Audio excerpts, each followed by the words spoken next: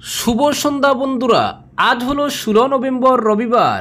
আজকের সন্ধ্যার বিশেষ বিশেষ খবর হলো ফিঙ্গারপ্রিন্ট যাচাইয়ের জটিলতায় রেশন তুলতে মহাভোগান্তি। জালালপুর ও সনবিলে একই অভিযোগে ক্ষুব্ধ গ্রাহকরা। অনুপ্রবেশ রোধে বড় সাফল্য, 6 বাংলাদেশি সহ 10 রোহিঙ্গাকে ফেরত পাঠালো আসাম পুলিশ। 2026-এ আসামে একক সংখ্যাগরিষ্ঠতায় বিজেপির সরকার গড়ার দাবি নবারুণ মেদির। শ্রীভূমিতে সাংগঠনিক সভায় কংগ্রেসকে সুতা কম্বলের দল বলে কটাক্ষ এসসি মোর্চার প্রদেশ সভাপতির। সোনাবাড়ীঘাট হাসপাতালের চরম অব্যবস্থার গব্বরে ক্ষুব্ধ জনতা ও নেতাদের বিক্ষোভ। রাতে চিকিৎসক স্বাস্থ্যকর্মী উদাও, নথিপত্র হারানো সহ একের পর এক অভিযোগ। হাসপাতাল ইনচার্জের বদলির দাবি জোরালো। লক্ষ্মীপুরে আসামমালা সড়ক প্রকল্পকে ঘিরে দালাল ভূমাফিয়াদের দৌরাত্ম্য। সড়ক নির্মাণে সোনার খনি খুঁজছে দালাল চক্র। সরকারি তহবিল আত্মসাতে সক্রিয় সিন্ডিকেট। আসামমালা প্রকল্পে লক্ষ্মীপুরে ভূমাফিয়াদের তাণ্ডব। দিন রাতে ঘর বানানোর হিড়িক, সরকারি টাকা আত্মসাতের প্রস্তুতি। রাতারাতি গড়ে উঠছে ভুয়া গড়বাড়ি। ক্ষতিপূরণের নামে সরকারি টাকা লুটের বাণিজ্য। প্রশাসনের হস্তক্ষেপ দাবি স্থানীয়দের। এবং সর্বশেষ খবরটি হল প্রকাশ্যে গুলি করে হত্যা আরএসএস নেতার ছেলেকে। এবারে শুনুন বিস্তারিত খবর।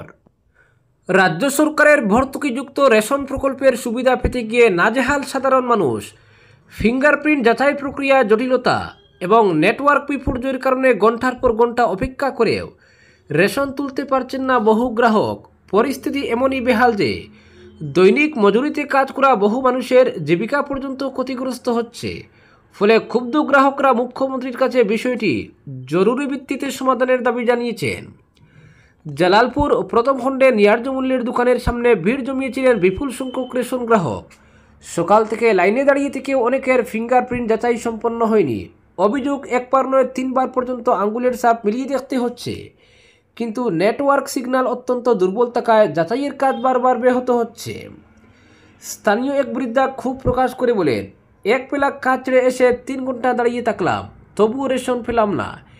এভাবে চলতে থাকলে গরিব মানুষের ঘরে চুলো জ্বলবে কীভাবে? এলাকার যুবক যুবতীরাও জানান, এই দীর্ঘসূত্রিতা তাদের দৈনন্দিন জীবনের চরম ব্যাঘাত ঘটাচ্ছে। কেউ কেউ আবার বলেন, বয়স্ক ও শারীরিকভাবে অসুস্থ মানুষদের জন্যই এই ব্যবস্থা এক কথায় দুর্ভোগের আরেক নাম।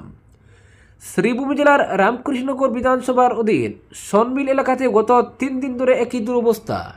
রেশন তুলতে এসে ভুক্তভোগীরা জানান, নেটওয়ার্ক সমস্যার কারণে দোকানের সামনে প্রতিদিনই লম্বা লাইন পড়ছে, তবুও অধিকাংশ মানুষ খালি হাতে বাড়ি ফিরছেন। দৈনিক মজুরিতে কাজ করা এক শ্রমিক বলেন, সকালে রেশন তুলতে আসলাম, লাইনে দাঁড়িয়ে দুপুর গড়িয়ে গেল, কাজ করতে যেতে পারলাম না। দিনটা পুরো নষ্ট হলো। এটা আমাদের গরিবের সঙ্গে অন্যায়। আরেকজন মহিলা জানান, বাচ্চার দুধ আর রান্নার সরঞ্জাম শেষ হয়ে গেছে, তবুও রেশন তুলতে না পারায় বাড়িতে চরম অসুবিধার সম্মুখীন হচ্ছেন। গ্রাহকদের বক্তব্য, রাজ্য সরকার দরিদ্র মানুষের জন্য স্বল্প মূল্যে ডাল, চিনি, লবণ সহ নিত্য প্রয়োজনীয় সামগ্রী দেওয়ার পরিকল্পনা করলেও ফিঙ্গারপ্রিন্ট যাচাই প্রক্রিয়ার জটিলতা পুরো ব্যবস্থাকে অচল করে তুলছে। এলাকাবাসীর দাবি, 3টি আলাদা ফিঙ্গার যাচাইয়ের বদলে একবারের যাচাইয়ের ভিত্তিতে সব রেশন সামগ্রী প্রদান করা হোক। এতে গ্রাহকদের সময় নষ্ট হবে না, দোকান পরিচালনাও সহজ হবে। জালালপুর ও সনবিলের সাধারণ মানুষের পক্ষ থেকে মুখ্যমন্ত্রীর প্রতি আবেদন, গরিব মানুষের ভোগান্তি কমাতে প্রযুক্তিগত জটিলতা দ্রুত সমাধান করতে হবে। নেটওয়ার্ক সমস্যায় বারবার ফিঙ্গারপ্রিন্ট ব্যর্থ হলে বিকল্প পদ্ধতিতে রেশন বিতরণ নিশ্চিত করা হোক। ফিঙ্গারপ্রিন্ট নির্ভর এই রেশন ব্যবস্থা মূলত স্বচ্ছতা আনতে, জালিয়াতি রুখতে ও প্রকৃত গ্রাহককে সুবিধা দেওয়ার উদ্দেশ্যে চালু করা হয়েছিল। কিন্তু মাঠের বাস্তবতায় স্পষ্ট, প্রযুক্তির ঘাটতি, নেটওয়ার্ক দুর্বলতা এবং পর্যাপ্ত বিকল্প ব্যবস্থা না থাকায় এই উদ্যোগই এখন গরিব মানুষের জন্য নতুন সমস্যার জন্ম দিয়েছে। যেখানে মানুষ দিন গুজরার জন্য প্রতিটি ঘন্টা মূল্যবান, সেখানে 3 ঘন্টা লাইনে দাঁড়িয়েও রেশন না পাওয়া নিঃসন্দেহে মানবিকতার অপমান। গ্রামীণ এলাকায় নেটওয়ার্ক দুর্বলতা দীর্ঘদিনের সমস্যা, তাই সম্পূর্ণ প্রযুক্তি নির্ভর ব্যবস্থার পাশাপাশি ম্যানুয়াল ব্যাকআপ সিস্টেম থাকাটা জরুরি, না হলে উদ্দেশ্য ভালো হলেও ভোগান্তি আরও বাড়বে। অপরদিকে সোনাবাড়ীঘাট হাসপাতালের চরম অব্যবস্থার গব্বরে ক্ষুব্ধ জনতা ও নেতাদের বিক্ষোভ। সোনাবাড়ীঘাট প্রাথমিক স্বাস্থ্য কেন্দ্রের জন্য হাসপাতাল নয়, অব্যবস্থার এক দৃষ্টান্ত মাত্র। দীর্ঘদিন ধরে চিকিৎসা পরিষেবার নিম্নমান, চিকিৎসকদের অনুপস্থিতি, জরুরি রোগীর প্রতি চরম উদাসীনতা সব মিলিয়ে ক্ষোভে ফুঁসছে স্থানীয় মানুষ। অবশেষে হাসপাতালের বাস্তব চিত্র দেখে ক্ষুব্ধ জনতা ও শাসক বিরোধী দলের নেতারা একসঙ্গে সরব হলেন হাসপাতালের ইনচার্জ ডক্টর সুলতান আহমেদ মজুমদারের বিরুদ্ধে। সরকারি নিয়ম অনুযায়ী 24 ঘন্টা চিকিৎসা পরিষেবা দেওয়ার কথা, কিন্তু স্থানীয়দের অভিযোগ সন্ধ্যা নামলেই হাসপাতাল কার্যত তালাবন্দি হয়ে যায়। রাত 8টায় হাসপাতালে জনগণের দল নামতেই দেখা গেল একজন চিকিৎসক নেই স্বাস্থ্যকর্মীও। জরুরি অবস্থায় বহু মানুষ বাধ্য হয়ে শিলচর মেডিকেল কলেজে ছুটে যেতে হয়। পথ দুর্ঘটনা বা প্রসূতি রোগীদের ক্ষেত্রে এই দাবি প্রাণ সংহারী পরিণতি ডেকে আনতে পারে যে কোনো সময়। পরিস্থিতি দেখতেই হঠাৎ ছুটে আসেন জেলা পরিষদ সদস্য রাখা মজুমদার, সোনাই আঞ্চলিক পঞ্চায়েত সভাপতি রিপন লস্কর, এপি সদস্য আমির হোসেন লস্কর, কংগ্রেস নেতা আনসার হোসেন লস্কর। পরে যোগ দেন সোনাই মণ্ডল বিজেপির প্রাক্তন সভাপতি রামেশ্বর শর্মা, পুরো সদস্যের প্রতিনিধি রামকৃষ্ণ নাথ সহ অন্যান্যরা। সংশ্লিষ্টদের আগমনের খবর পেয়ে তড়িঘড়ি করে কয়েকজন কর্মী দৌড়ে হাসপাতালে হাজির হন। চিকিৎসকরা অবশ্য ততক্ষণে অদৃশ্য, অভিযোগ করেন রামেশ্বর শর্মা। অপরদিকে প্রকাশ্যে গুলি করে হত্যা করা হলো আরএসএস নেতার ছেলেকে। পাঞ্জাবের ফিরোজপুর জেলার এলাকার ঘটনা। অভিযোগ, বাইকে করে দুই যুবক এসে আরএসএস নেতার ছেলেকে লক্ষ্য করে গুলি চালায়। এই ঘটনা এলাকায় ব্যাপক আতঙ্ক ছড়িয়ে পড়েছে। আহত যুবককে দ্রুত হাসপাতালে নিয়ে যাওয়া হয়। সেখানকার চিকিৎসকরা পরীক্ষা নিরীক্ষার পর তাকে মৃত বলে ঘোষণা করেন। খবর পেয়ে ঘটনাস্থলে পৌঁছান ফিরোজপুরের পুলিশ সুপার এবং বিধায়ক রণবীর সিং বুল্লার। পরিবারকে ন্যায় বিচারের আশ্বাস দিয়েছেন তারা। পুলিশ সূত্রে খবর, নিহত যুবকের নাম নবীন আরোরা। তিনি পাঞ্জাবের একজন বিশিষ্ট আরএসএস নেতা বলদেব রাজ আরোরার ছেলে। অপরদিকে বিজেপির সবকা সাথ সবকা বিশ্বাস নীতিতে যেমন বিশ্বাসী, তেমনি মানুষের জন্য কাজ করে যাবার সুফল হিসাবে বিহার নির্বাচনে যেমন জয় হয়েছে, তেমনি 2026 নির্বাচনে আসামে বিজেপি একক সংখ্যাগরিষ্ঠতা নিয়ে সরকার গঠন করবে। সাংগঠনিক সভায় যোগদান করতে শ্রীভূমি এসে একথা বলেন বিজেপি এসসি মোর্চার প্রদেশ সভাপতি নবারুণ মেধি। এসসি মোর্চার জেলা সভাপতি দিমানকান্তি রায়কে পাশে রেখে তিনি বলেন, কংগ্রেস শুধু সুতা কম্বলের রাজনীতি করেছে বলেই মানুষ বরাক ব্রহ্মপুত্রে বিসর্জন দিয়েছেন। 3 দিনের বরাক সফরের অংশ হিসেবে শনিবার শ্রীভূমি আসেন এসসি মোর্চার প্রদেশ সভাপতি নবারুণ মেধি। স্থানীয় সেনকো পেট্রোল পাম্প থেকে বিশাল বাইক র্যালির মাধ্যমে জেলা সদরে নিয়ে আসা হয় এসসি মোর্চার সভাপতিকে। জেলা সভাপতি দিমানকান্তি রায় সহ অন্যরা স্বাগত জানান নবারুণ মেধিকে। এরপর বি.আর. আম্বেদকরের প্রতিমূর্তিতে মাল্যদান করেন এসসি মোর্চার রাজ্য সভাপতি। পরবর্তী জেলা বিজেপি কার্যালয়ের সাংগঠনিক সভায় যোগ দেন ভারত মাতা শ্যামাপ্রসাদ মুখার্জি, পণ্ডিত দীনদয়াল উপাধ্যায়ের প্রতিকৃতিতে মাল্যদান ও প্রদীপ প্রজ্বলনের পাশাপাশি স্বাধীনতা সংগ্রামী জনজাতি নেতা বিরসা মুন্ডার 150 জন্মবার্ষিকী উপলক্ষে পুষ্পাঞ্জলি অর্পণ করেন সবাই। জেলা সভাপতি সঞ্জীব বণিকের অনুপস্থিতিতে জেলা বিজেপির সহ সভাপতি রথিরঞ্জন দাস, জেলা বিজেপির প্রাক্তন সভাপতি সুব্রত, সাধারণ সম্পাদক দিলীপ দাস, এসসি মোর্চার জেলা সভাপতি দিমানকান্তি রায়, এসসি মোর্চার রাজ্য সাধারণ সম্পাদক রাজেশ দাস, রাজ্য সহ সভাপতি ও সম্পাদক প্রাক্তন সাংসদ mission Ranjan Das, SC development বোর্ডের চেয়ারম্যান কৃষ্ণ দাস, সুধাংশু দাস সহ অন্যদের উপস্থিতিতে সভায় দলীয় বক্তব্য রাখতে গিয়ে এসসি মোর্চার প্রদেশ সভাপতি নবারুণ মেধি দলের কর্মকর্তাদের রাজ্য, জেলা তথা মণ্ডল পর্যায়ের কর্মীদের নিজের বুথ পর্যায়ে লক্ষ্য রেখে কাজ করতে পরামর্শ দেন।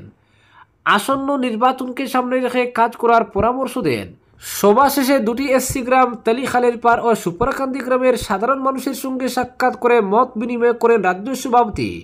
সুপারকান্দি গ্রামে উনাকে স্বাগত জানান ওই এলাকার জেলা পরিষদ তথা শ্রীভূমি জেলা পরিষদের সহসভানেত্রী সাথী রায় কৈরি, উত্তর শ্রীভূমি মণ্ডল সভানেত্রী সুভদ্রা দাস ও এলাকাবাসী।